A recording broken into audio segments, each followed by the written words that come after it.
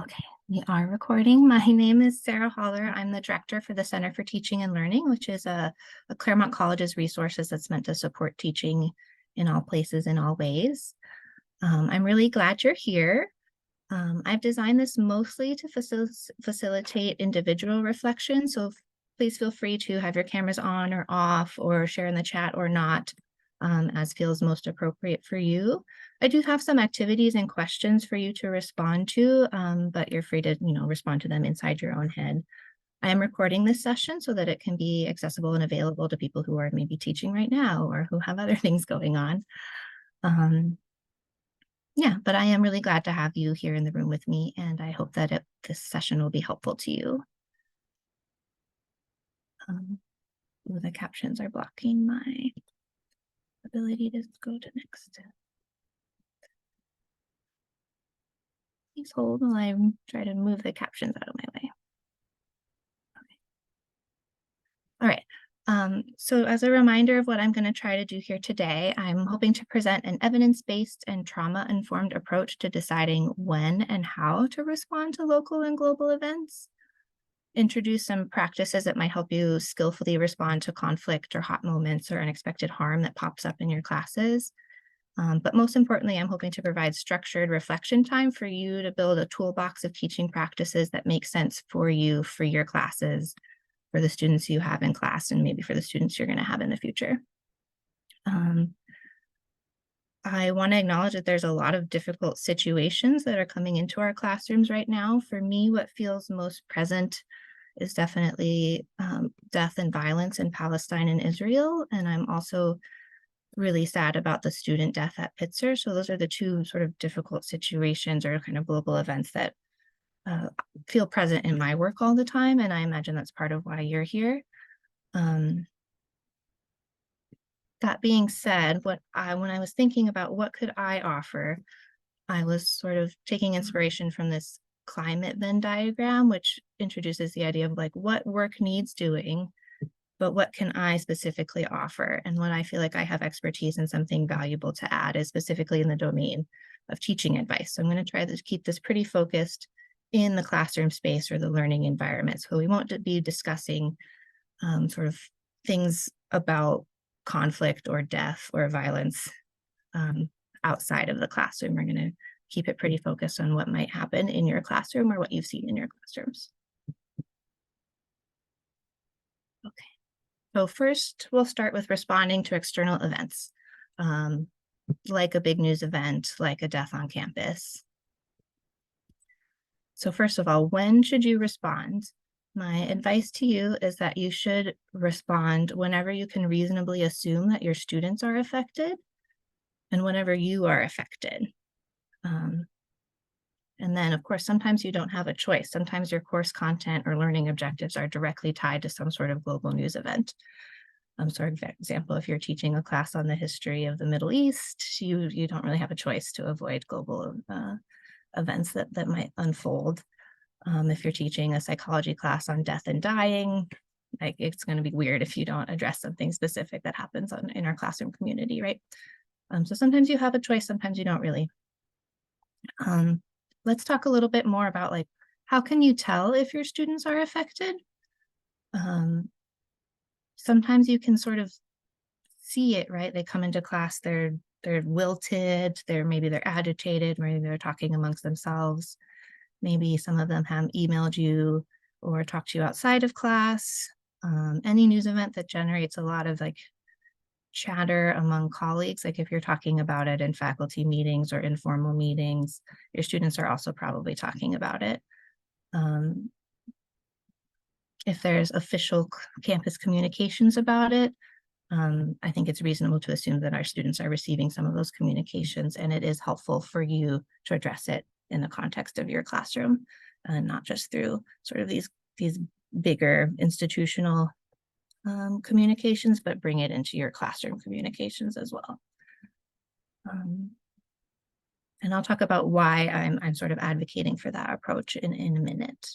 I also think it's valuable to talk about things that you're affected by, even if your students might not have an insight onto those things. So if you're having a difficult situation or a news event that hasn't sort of burst through to all students knowing about it, but perhaps it occurred in an area that's relevant to your research. So maybe you teach about, or maybe your research takes place in Sudan and there's a conflict in Sudan and it hasn't necessarily broken through to all of your, students, but it's affecting you. You're worried about the people you know in Sudan or something like that. I think that's worth letting them know.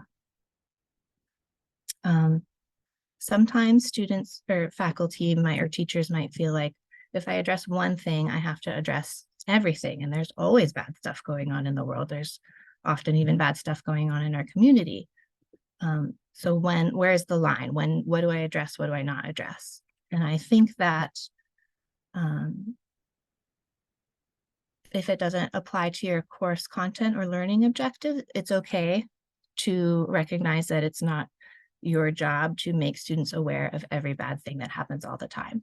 But if you teach in a specific domain, it might be part of your responsibility to let them know about the bad things that are relevant to your discipline. Okay. So you don't have to be the source of information for every bad thing, but there might be some that are sort of in your purview and relevant to your academic relationship with your students. If you are affected, I think it can be helpful to humanize yourself and to not treat yourself as a robot when you enter into the classroom, right? To remind yourself that you are, and your students remind yourself and your students that you're a human person that are affected by things, and that can create a more human relationship between you and your students, which I think is actually helpful for learning to know that we're all people. But of course, that's your choice. If you feel like your students are not necessarily need to know about health problems or family problems, that's of course your choice to make, and it makes sense maybe to keep some things to yourself even if you are sort of affected. And it's okay to have a bad class because you got some bad news, and you can just say like, I don't think I had the best class last week. I had some stuff going on in my life, but I'm dedicated to your support, so I'm going to recover some of that material that I don't think I delivered very well last week, for example. Okay. So why should you respond? Why can't we let our classrooms be sort of like a insulated bubble where we can focus on sometimes the things that are more fun, like learning cool stuff, like developing our skills? Why do we have to let things in the world that we don't have that much control over or that are bad come into the classroom? First of all, there's a fairly robust body of evidence that suggests that students benefit from and appreciate a response. When there's no response in their classroom, they feel like the professors or even the institution are apathetic, not just directly towards the people who may be directly affected by the event, the victims of some sort of violence or harm, but also for the well-being of the students in your class. And the fact of the matter is that your students are going to be thinking about things when they're in their class. And it's helpful for them, and they learn better when they're able to engage with difficult such things in a structured, supportive, connected way. And then they are more able to turn back to the tasks of the class, whether that task is like a problem set or analysis of literature or something about that. It does help them to have like a structured process to transition from the kind of the buzzy static that we might get when you're thinking about or have like just read on your phone the worst thing you've ever seen, and then come into class. So giving the sort of transition moment really does help people learn better. So how should you respond? Here's what I think. Here's a framework I'm recommending that I think is generally applicable for all sorts of events. First, you need to acknowledge what has happened. Describe it in the simplest language possible. And by that, I mean, try to avoid euphemisms or like abstract things like times are hard right now. And try to say why things are hard specifically. If you like, you can describe your own emotional response to the event, or that you're struggling to come up with an appropriate response, but that you want your students to know that you know, and you know that they're affected and you also might be affected. Secondly, you want to connect students to additional resources on campus that can help. So perhaps the Dean of Students office, a counseling office, affinity groups, campus support groups, anything like that, or any connection they can make to supportive human beings is going to increase their resilience. From a trauma-based approach, we know that a resilient student is a connected student. So the more you can help them build their network and their connection, the better they're going to be able to cope with and move through and recover from difficult news and bad stuff. Finally, you want to offer some support. And maybe you think of your own Venn diagram. What is it that you specifically can offer students that they can't get from other professors or from their friends or from the thing? And what you have the most control over, the most influence you have over their life is in the details of your class, when things are due, what work they have to do, when they have to do it, how they spend classroom time. So that's where you have the most influence and the most sort of like unique support and the unique contribution you can make to their support. Ideally, you want your students to know that you do support them. Emotional support is nice if you feel capable, but ideally our students will have avenues for emotional support in other places. So it makes sense for you to limit the domain to academic support if you don't feel capable or you don't have the capacity for emotional support there.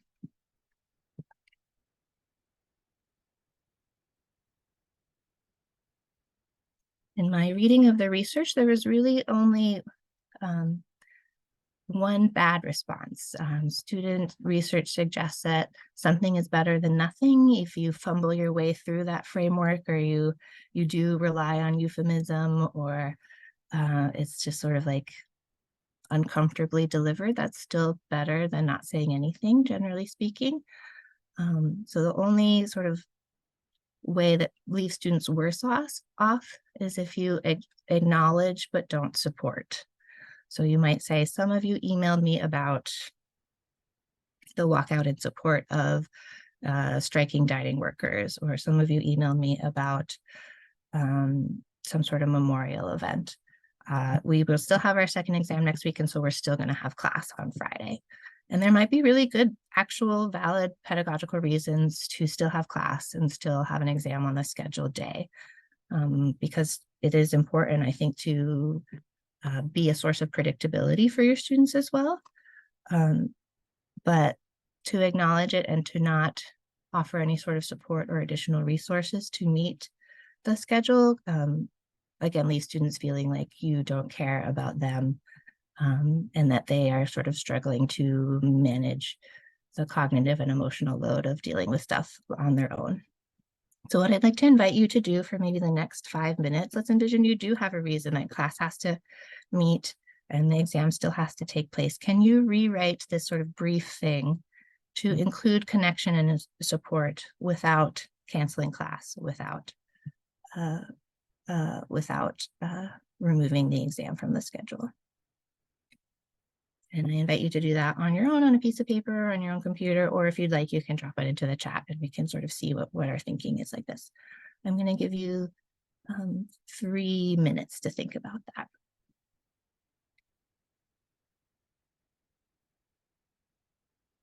All right, so maybe we've come up with something that can offer some resources and support while still maintaining a class schedule. An idea I came up with is saying something. I know some of you plan to attend an event on this day. Part of my responsibility to you is to prepare you for this exam, so I'll still be holding class on Friday. If you're not able to make that, I hope you'll connect with some of the other students in the class to share notes, and I'll also offer additional office hours at these times and these places.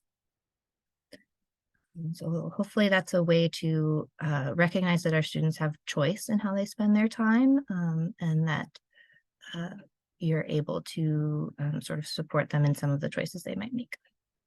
Okay. So let's say you have decided to sort of anchor it in academic support, and recognize that that's one of the greatest gifts you can give your students, as you are sort of their academic influence.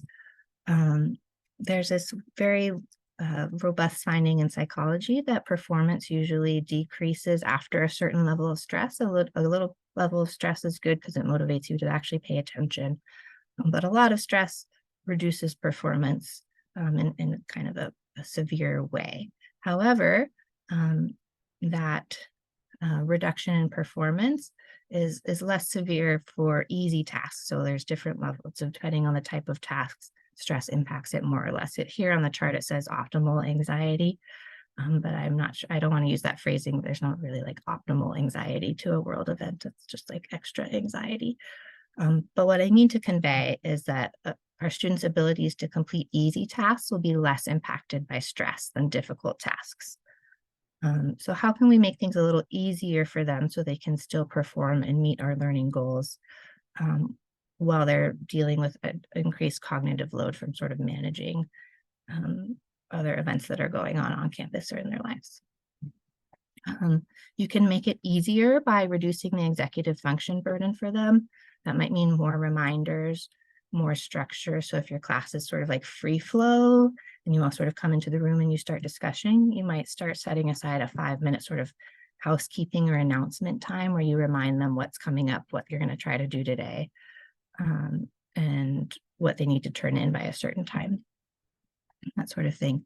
You might scaffold assignments a little bit more than you would otherwise by providing more in-class support or time to work on them. For example, if you have students find peer-reviewed articles in your field to use for a project, you might set aside some time to actually do that in class with you instead of having them do it outside of class.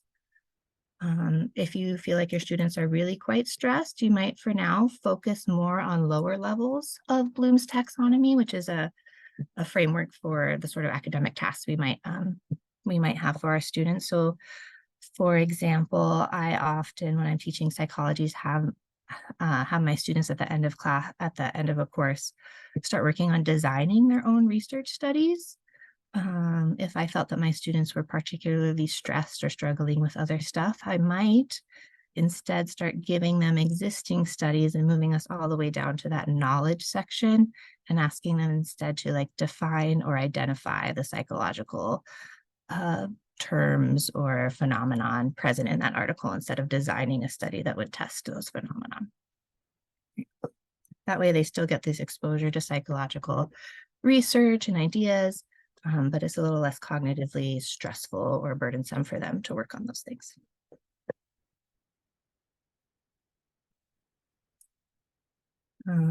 Beyond immediate acknowledgement and academic support, you might feel that you want to provide some more time in your class that directly addresses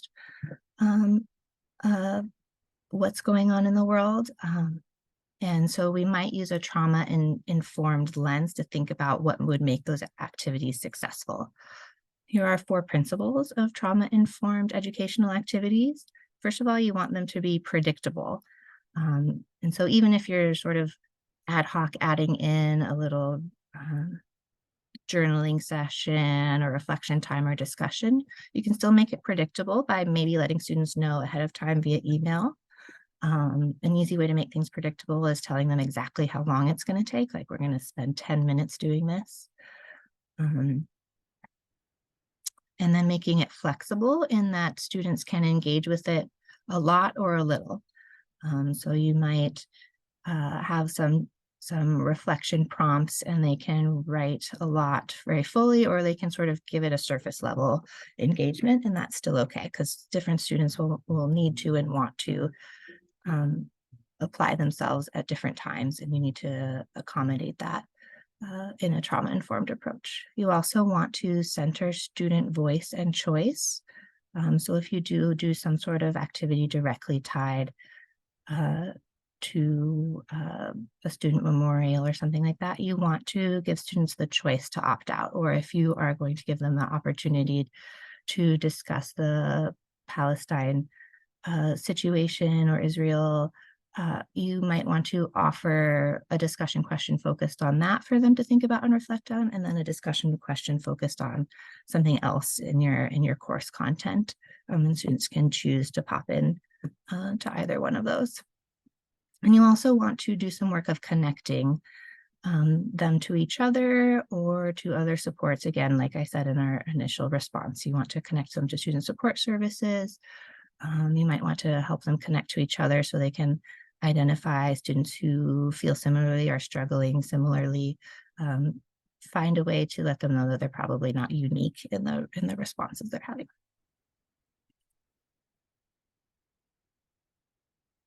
All right, so now I'd like to invite, how am I doing on time? Fairly well. I'm gonna invite you to make your way through that first half of the worksheet, which is linked in the chat, and I also emailed it to you. I'll drop it in the chat one more time.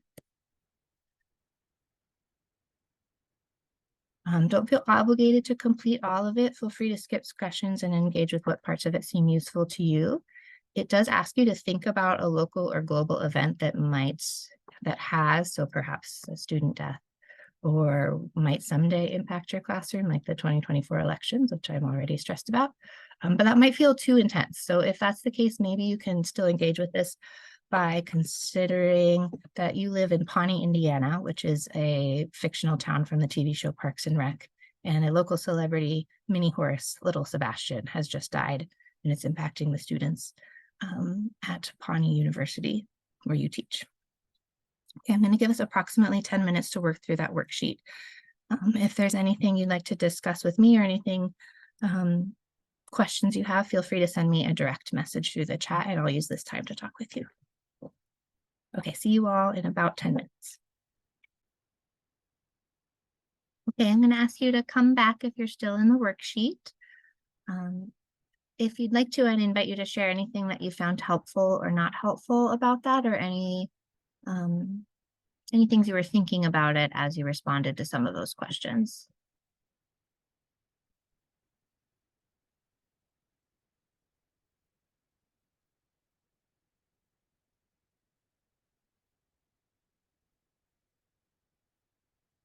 Okay, well, hopefully some thought was occurring in there that was helpful. And if it was, or if it wasn't, I'm happy to talk with you further.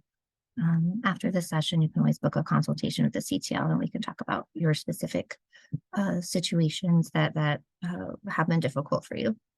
Okay, let's move on for now into the idea that beyond an immediate acknowledgement, things have long tails, right? The October attack in Israel and the bombing of Palestine and the ground invasion, they're like continuing to occur, right? War is not just the beginning. It's like, for example, the Ukraine war started, but it is still going on, right? So things do have long tails that we might continue to respond to, or the fact that we acknowledged when it started may leave us open to discussing it as it continues, and you might want to incorporate that into your class or not. Here are some sources for structuring classroom discussion around difficult, uncomfortable, painful things that might be helpful if there's sort of more things that need to happen beyond an immediate acknowledgement. Sorry to interrupt, Sarah, but Yeah, go ahead. Marilyn has her hand raised. Oh, sorry, Marilyn, I didn't see you. Please go ahead, Marilyn. I'd love to hear from you. It's okay. I had I looked at this question on the worksheet that I sort of, were we supposed to send you a private message about it? Okay. No, it's up to you. The question was, what would differentiate a skillful response from a less skilled response? And I was sort of like, I don't know what that means. Here's some things I think about it. Sometimes an unskilled response might feel really rushed or hurried or brief. Okay. Where a more skilled response might sort of have a little more gravitas in that you like allow it to sit while you're doing it. Okay. You know, that's like when I feel nervous, I rush through things, and I think many people do. And so a rushed response might.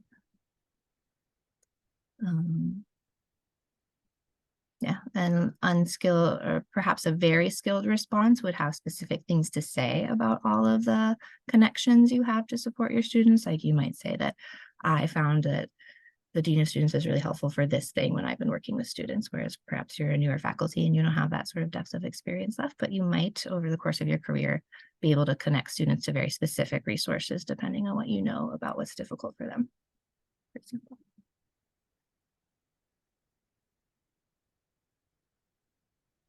Any other thoughts on skillful versus unskillful? Another thing I thought about is that a skillful response might be sort of a little more brave and confident in the delivery. Whereas maybe it's your first time bringing something like this into the classroom and you might be nervous about it, and so you push it to the very end of class, and so it can feel tacked on. And so I think a skillful response usually puts it at the front, like in the front, the very beginning of class. Just some thoughts. Okay, I'm going to transition us into talking about hot moments. So times when there's an eruption of conflict or tension that is usually unexpected, or perhaps you thought something might happen, but maybe it's more intense than you were prepared for. Students are surprising you with the intensity of their response. And teaching is a relationship, right? We all have hopefully professional and bounded relationships with our students, but it is still a relationship, and conflict is part of every relationship. Conflict is part of growth, and it's often part of learning. So over the course of a teaching career, it's impossible to avoid hot moments. So let's think about how we can navigate them in pursuit of learning goals. Some ideas that I have is that, let's say something erupts in your class. First of all, take a moment to gather yourselves. It's okay that you're human and you have an emotional response to a challenge or insultingly phrased question or something like that. But you do have a responsibility to your class to sort of maintain a productive environment. And so that requires maintaining a productive stance towards the class. So take a breath, decide if you need to respond now, and try to slow things down for yourself so you're ready to sort of steer the ship a little bit. Secondly, you got to take the reins a little bit more. A lot of the pedagogy I advocate for emphasizes students leading or driving the class, really student-led, following students' interests. Students have responsibility for their own learning. But when things get tense, that's a place where maybe students have surpassed their ability to successfully navigate, and they need someone whose job it is to create some structure, some boundedness in the situation, and that's going to be your responsibility. So your responsibility in those sorts of situations is to create the structure and the executive function, while students are going to remain responsible for sharing the ideas and the discussion. But you might do a little bit more of having a very specific discussion question for them to respond to than you might have before. Or you might say, we're going to spend 5 minutes acting as if this was true and what that would mean and under what conditions this could be true. And then after those 5 minutes, we're going to write down our key takeaways, and then we're going to move on to a different reading, something like that. So you're just going to provide a little more boundedness and constraint so that students know they're in sort of a space where they can engage with the ideas more safely, and it's not going to last for the full 75 minutes, right? That can lead students to totally shutting down or checking out.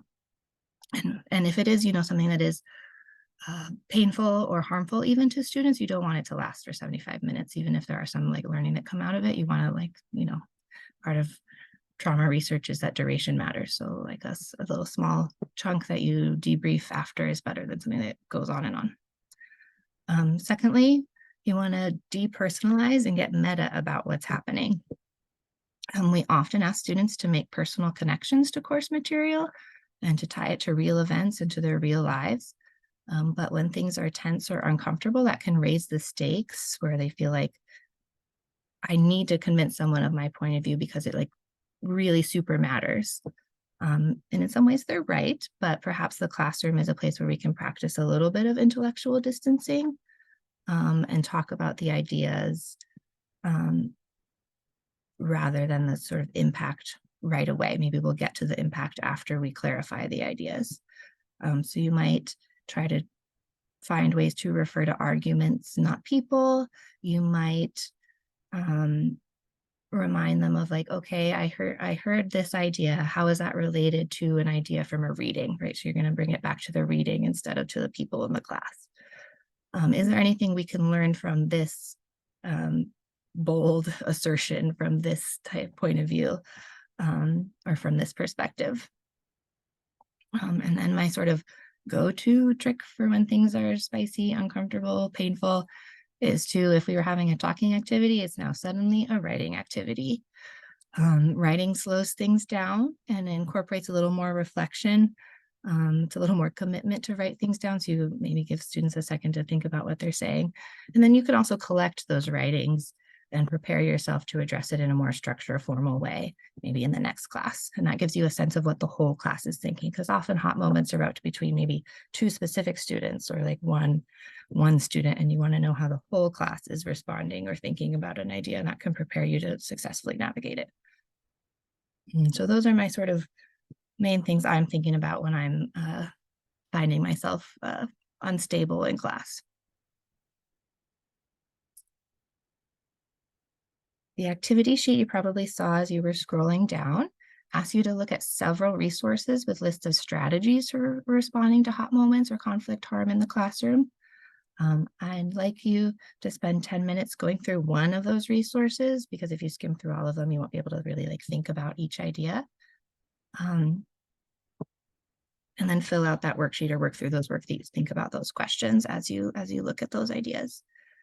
If you'd like to be moved into a breakout room, put a little thumbs up in the chat and I can move you into a breakout room so you can talk about these ideas with other people. Otherwise, feel free to work alone and think about your own class. Okay, welcome back, everyone. Hopefully that was helpful. Hopefully it introduced you to a plethora of ideas that may or may not work for your context. Are one or two people willing to share a strategy that they think could be useful for them?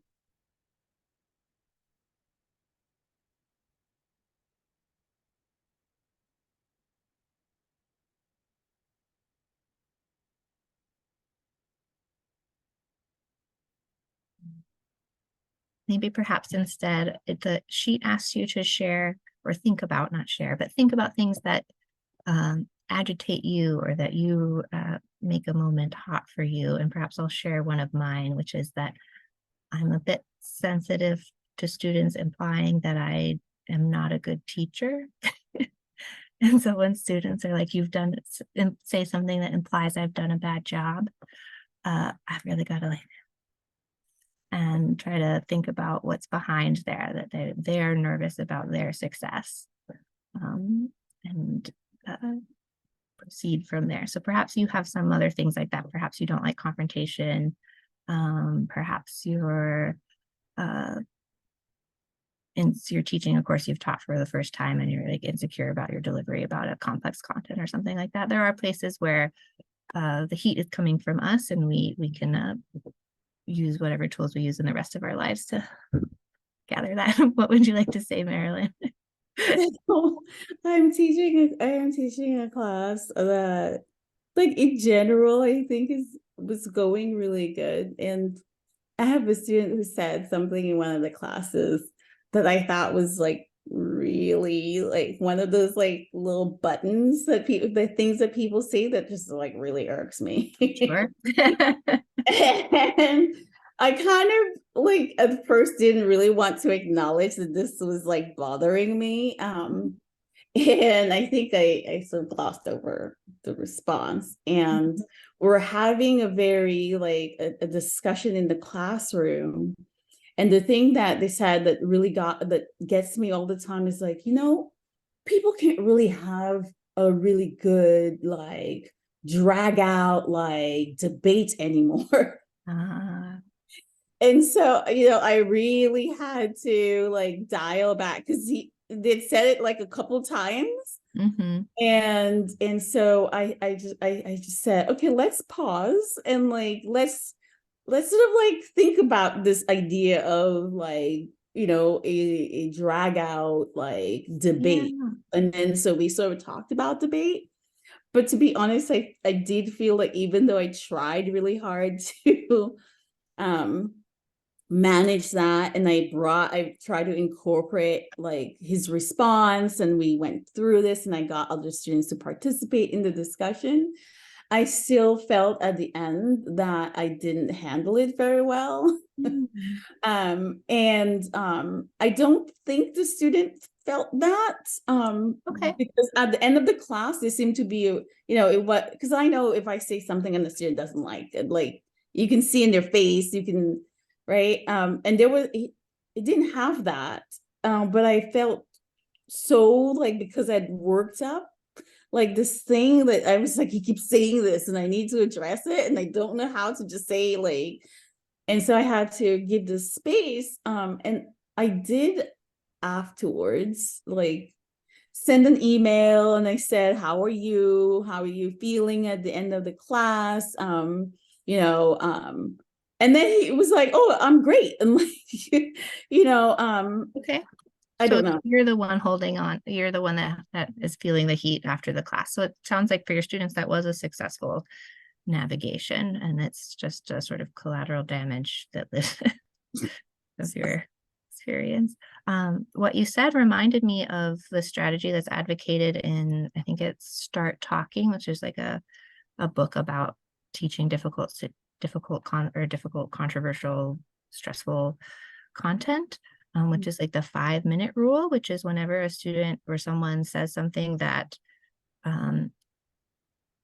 you feel like isn't being taken seriously, perhaps because you think it's wrong, you can call for the 5-minute rule, where you act as if that were true, and you ask like, what conditions would have to be met for that to be true? Why would it be a good idea to have a knockout drive out advice? And you take it seriously for 5 minutes, and then you can, after those 5 minutes, transition away from like, okay, so are the conditions for a drag out debate to be productive present in our classroom or present in the world? And sort of that way you've really taken something seriously and given it space, and it can then you can use all the academic tools of your discipline to dismantle it after that, instead of sort of avoiding it or having it come up several times without directly addressing it. But yeah, I do want to acknowledge the other part of what Marilyn said, is that this is one of the hard parts of teaching, is that sometimes the emotion or the harm happens to you and not necessarily to your students. And hopefully we all have to take care of each other when we find that, and you get good support from other places in your network and maybe from the CTL, but there's no true way to prevent it from happening all the time. Okay. Here are some of my final thoughts as we reach the end of our time together. There's often no perfect response that will make everyone in class feel happy and good.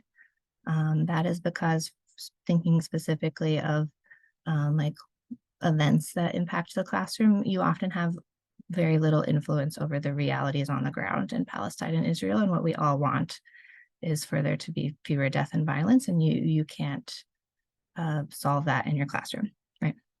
And so even if you deliver a very poignant statement, there's still going to be discomfort, right? And we can't undo death, right? So it doesn't, in some ways, it doesn't directly touch the things that are upsetting people. So you can't resolve things, you can't restore things. However, acknowledging the limitations of what we can do in our classrooms, a good response is possible. It's what I don't want people to conclude is that like we can't do it, so we should just avoid it altogether. And perhaps, I mean, we do have a duty as part of our educational mission to teach difficult things like race and racism or stuff like that. So it is, we're striving to towards skillful responses. Aim for everyone knowing that you take their well-being seriously, you take global events seriously, you take local community events seriously, and that you're invested in your students' success and learning. In the worksheet, it asks you like, what would your students know and feel after a response? I think that one is one you should keep front of mind. You want your students to know that you care about their success and their learning. And maybe you and your students will disagree about how to do that, how to get them towards success in learning, but at least they know that you consider it part of your responsibility. Students, I want to also acknowledge that students want and expect different things from different faculty, and that can be really inequitably distributed. So if all of us sort of level up our skills at navigating this, can sort of reduce the burden on our colleagues who might be taking on a little extra emotional support. If we help students find support that gives them a little more cognitive capacity, they might not be overloading some of our faculty members with requests and stuff. And that's something I'm very willing to talk about more in further sessions or further things. This one I kept sort of basics, but we can talk about equity concerns in difficult situations in future places. Borrowing again from my field of psychology, the repair is always more important than the rupture. Okay, so it's not possible to not have pain or conflict, but it is almost always possible to create some meaningful repair. So if you fumble a response or you like have a terrible class, the repair, maybe you write an email where you're like, I'm not happy with how that went for this reasons. What I meant to convey was this. I really appreciate your generosity with letting me approach this again, something like that. That is meaningful to attempt a repair. So try not to let a rupture stand. Okay, finally, the reason many of you are here is because you were probably affected by local and global events just as our students are. I've been thinking about Palestine and Israel all the time. And among many other more severe impacts of that, it makes it harder for me to do my work tasks, like make this presentation or write an email, you know. That might also be true for you. And I want to know that your teaching is work. And because you are a human doing work, you're impacted by other humans on the planet. I really hope you're finding meaningful connections with your colleagues and from faculty facing administration. And the CTL very much wants to be a resource to you. We offer one-on-one consultations and lots of programmings, not just to support, but also celebrate your teaching and hopefully fortify you for any difficult things that you might encounter. Sometimes with difficult teaching situations, the devil's in the details, like, you know, like this one specific student approaches things this way, or we did this specific activity, and we help to talk about those specifics. Today, we've kept it fairly general. So I'd love to continue the conversation. You're welcome to reach out to the CTL at any time. I hope I see you again.